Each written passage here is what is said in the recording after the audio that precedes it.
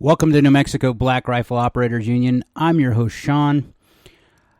I was not going to cover this, but I feel like I have to because it is consistently a problem in the United States, and I think that we have one side of the political debate trying to continually go down the wrong path on how to fix the problem.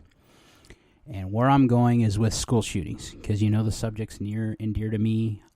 Every time one happens, I have to relive everything that ever happened to me about the day. You guys all know too well. So a 14-year-old walked into Appalachia High School. He shot 4 and injured 9. Details are still coming. I'm surprised CNN hasn't found a way to show off the guy, glamorize him. They caught him alive once he met resistance, which, again, was a school resource officer. He stopped the fight. He stopped shooting. And where I was going with this is we've tried everything possible your way. Every time this comes up, and when I'm saying your way, I mean the left's way, the anti-gun way. We have tried everything possible. We have red flag laws in New Mexico. We have them pretty much everywhere else, universal background checks. You guys have storage rules in New Mexico here that tell us we can't have guns out for kids, especially living in a rural area where they may need it as their primary means of defense, because reaction times in New Mexico are not the greatest. Not to mention we have such things as mountain lions and bears and bobcats, and we raise a lot of what you guys eat here. And those animals need to be protected. So there's that, okay? We're not hearing anybody talk about hardening the schools. The first thing out of the politician's mouth in Georgia, the senator from Georgia, was to ban guns, that we need to do something about guns. And you always hear these bleeding heart liberals, these leftists, talk about guns like they are just the ultimate killing machine, that they have a mind of their own, and if you exist in a room with one, they're going to pop off and start killing you. And for those of us who have ever been to a gun show or a gun store or know anything about the 2A, we know that's not the case. It always takes an intent. And with the mental health issues we're seeing continually in the United States, ask law enforcement in any city, county, country, planet here on Earth right now.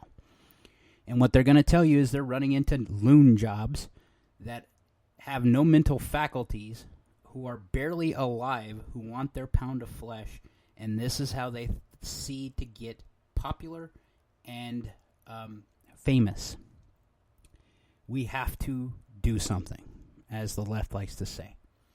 And we've tried it your stupid way every time, and you're never going to get everyone to sign off on getting rid of guns. That's just not a thing. There are 400 million plus in the United States, and there's only 330 million people in the United States. So that should tell you something. There isn't enough law enforcement to take said firearms. There isn't even enough law enforcement to police the cities and counties that we have in the U.S. So what do I propose? Well, you have a willing populace of teachers, and I can say this because I no longer work for a K-12. I am 2 years removed. I have no loyalties to them anymore, other than they are still some of my great friends, and I learned a lot from them, is that there are a ton of teachers that shoot and that are capable. There are a ton of maintenance workers. There are a ton of technology workers, and not one of them would ever stand aside to let some jerk go into their classroom and hurt those kids. Something that isn't spoken about but is the truth. When they take those kids into their rooms, they're seeing them as theirs. That is good and that is bad. That is where they start trying to educate them and correct things that you may not want, but that also means that they're there to defend them and take care of them the best they can. And there's a lot of teachers that absolutely have no right being around a gun, shouldn't be near one, and I will agree to that 100%. But there are a core group of them that if you gave them the opportunity to be armed and to be trained and to be a firewall for this, you would have less of this problem. Let's go one step farther.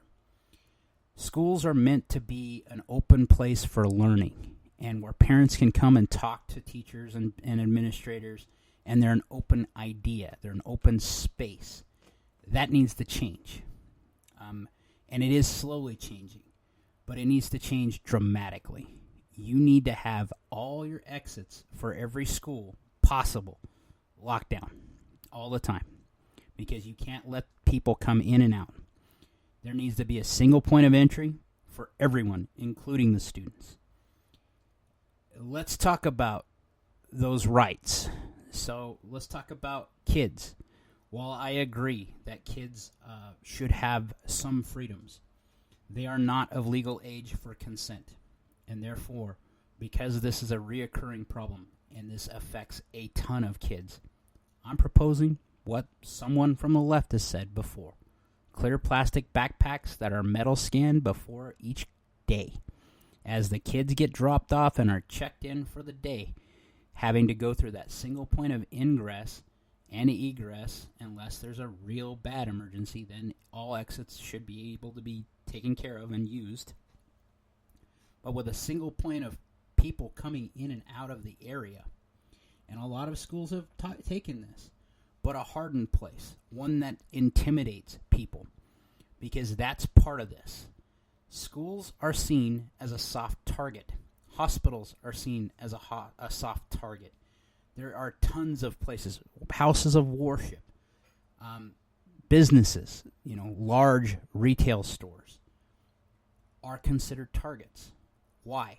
This isn't a gun problem. A gun doesn't determine the target.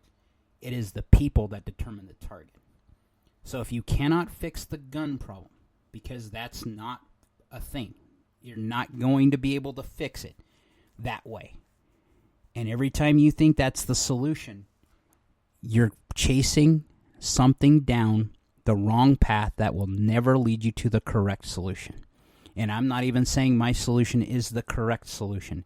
It is a solution to the problem. And as we keep seeing this stuff happen, this happened a month after school started in Georgia. Can you imagine the baggage that these kids are going to have forever? They've canceled school for the week for the entire district. And I can tell you that's probably the right way of doing business in that, having dealt with it. That gives people a lot of time, even those that work there and had to deal with this incident and their trauma and their problems that they're going to have from this, because that's going to be a thing for years. Give them time to deal with it and then move forward. And then come back as hard as you can like nothing ever happened. But that space where this happened will be changed and transformed so that kids can't even associate it with what happened.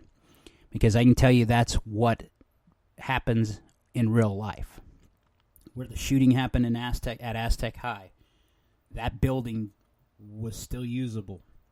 But those areas that were affected by a shooting were undistinguishable after it was done. And it was done that way on purpose.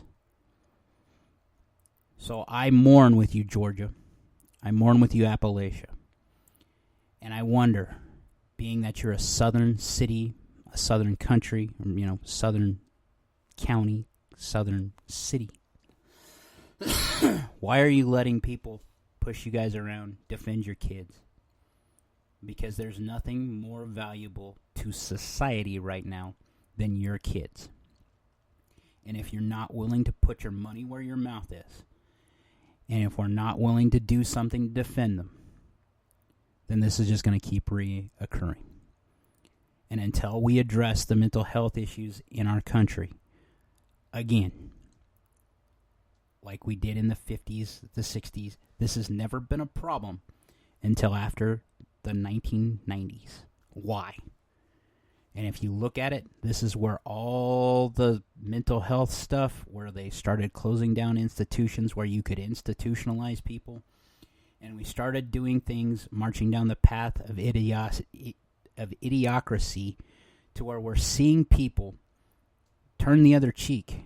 And yeah, we're supposed to accept people, and we should accept people for any issues they have, including mental health issues. But I absolutely am okay with if you fail a mental health screening of any kind, and you are on the list of any way, shape, or form, you shouldn't have a firearm. Now, it is your right, and I understand that, and I'm also an advocate for prison reform in general that allow people to get their rights back. But if you are mentally unstable, that is the last person on planet Earth that needs to have access to a gun. And until we start addressing this very consistently, and addressing it, period, we're going to keep seeing this stuff. So you're going to hear people from the left and the right, it's not the gun, it's the gun, it's not the gun, it's not the... What is the damn solution to the problem? So I'm going to leave you with that. Like, share, subscribe. Most importantly, be great.